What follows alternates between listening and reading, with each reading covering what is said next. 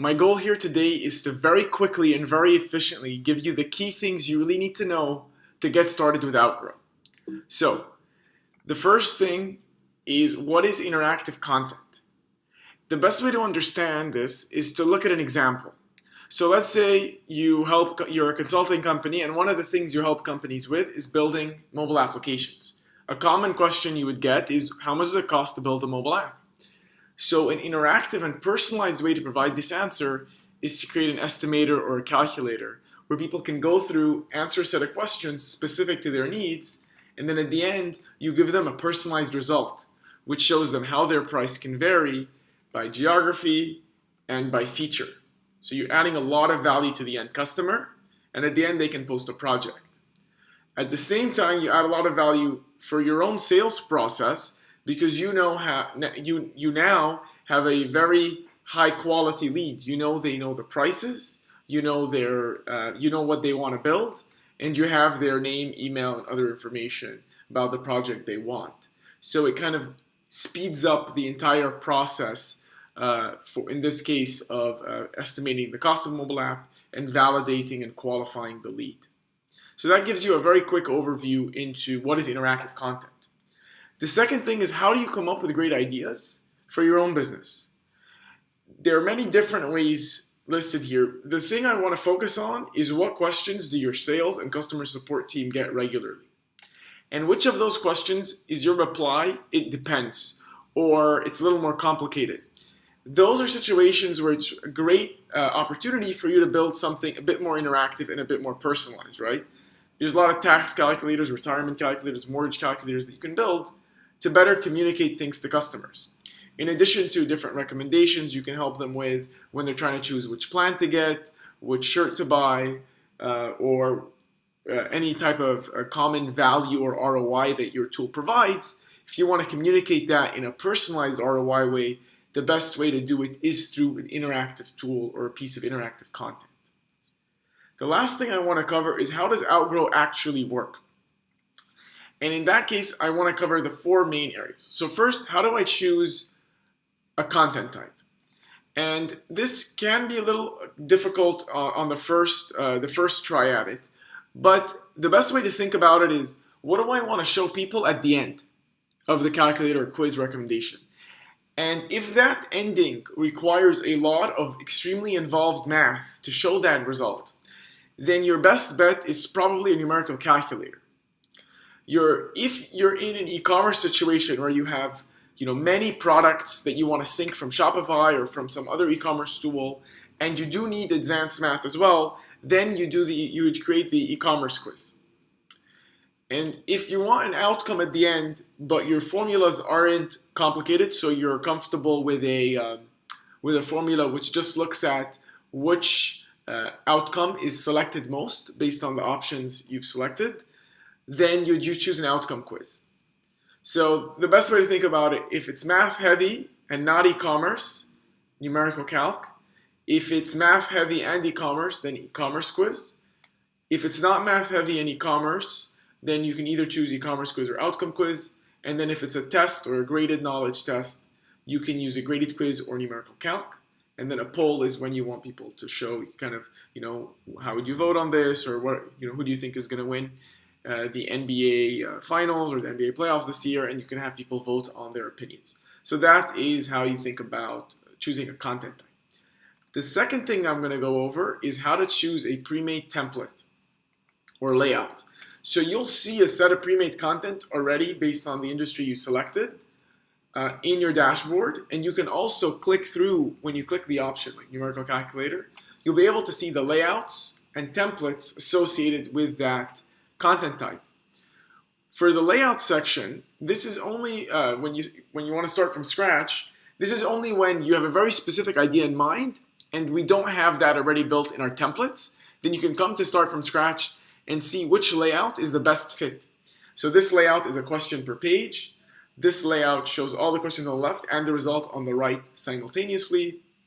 This layout shows the questions as each in sections. So you have multiple questions per page, and then the results at the end. And then there's many other layouts that you can look at as well. But this is really only if you want to start from scratch.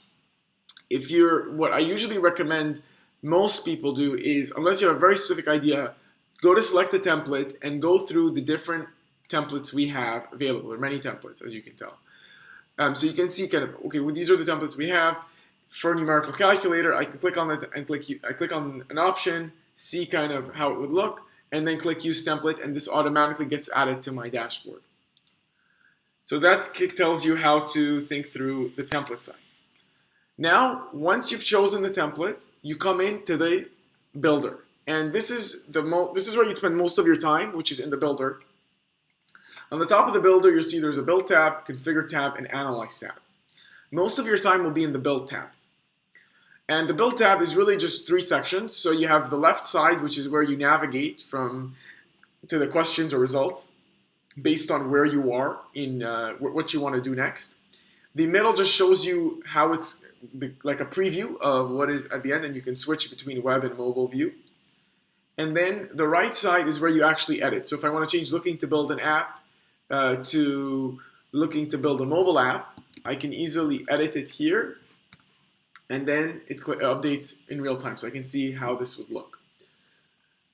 The key things to notice is you can, in every question, you can choose the question type, and then you can, under each option, you have the option to assign a value in a numerical calculator or map an outcome in an outcome quiz.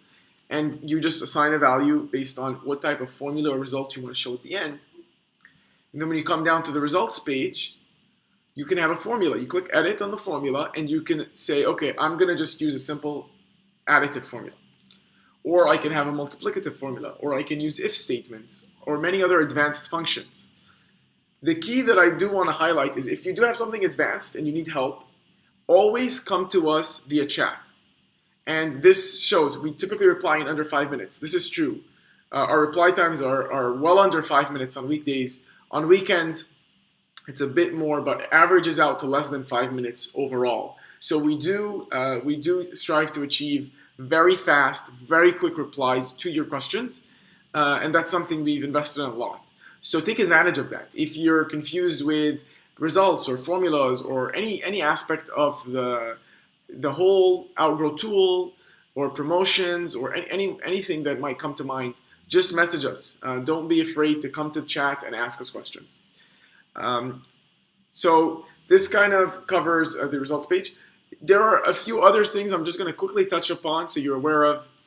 You can show different messages on the results using conditional messaging and have different conditions for each, so what to show under each condition. So this is if you want to show an outcome, but have like an advanced formula associated with it. Then there's this tab over here called lead generation where you can add the lead gen form where people can give you their email information. And then you can also add logic jump. And so you click here, logic jump, and this way you can say, people who answered Q9 a certain way, I want them to go to a certain results page or a certain next question. Otherwise, I want them to go to this other page. And so you can segment people using logic jump. All right. And then the last thing on the build tab that I want to cover is the display settings, where you can adjust the background image, the font, the logo, the styling, etc. So that covers the build tab. The last thing I'm going to cover is the configure tab. So under general and SEO settings, you'll see you can configure the things you would want to configure, right? So if you're in Europe, you'd want GDPR settings on. You'd want to make sure that there's a cookie notification. You'd want to have tracking so that you can integrate with Facebook Pixel or Google Analytics so that everything's in one place. You can easily add tracking information here under Facebook Pixel or Google Analytics. And then, of course, SEO settings. You can add SEO title, meta description there, and Facebook social sharing information here with a featured image. And then localization is if you're in different countries, you want to change the language settings, you want to change the right to left versus left to right, or the number system. The second thing would be email notifications. So here you'd want to be able to notify users and notify yourself when the leads are submitted. So you can customize these. The key thing to note here is this add variable option allows you to actually include results, text or description or headings or values, question outputs. You can include this in the email to make it a bit more personalized. And you can also include this in the notification to self so that you have all the details you want about the end user. Last thing I'm going to cover is the integrations. Within integrations, you'll see there's a lot of different native integrations, Zapier, webhooks, and custom variable as well. When you come to configure an integration, there's a simple mapping, which you can do here. You can just click, I want to map, this calculator name or this source to the source field, and you can find the source field in your list. And so you get source from Outgrow maps to HubSpot lead source, and you can do this for a wide range of different fields and variables. The other option, which is extremely powerful, is to proceed with a segment. And what that means is you create a segment based in the analytics of Outgrow, and you send people to a certain list in MailChimp or whatever other tool you're using. And you can say, okay, I want to send them to a test list or a calculator leads list, map the fields, and then anyone who is in part of a segment, which whatever configuration of questions and outputs got them to land in a segment, which you can completely set up in Outgrow, would be sent to that specific list in MailChimp. So this allows you to create very powerful segmentation. So this is something I highly recommend you take advantage of because it allows you to segment leads and leverage them.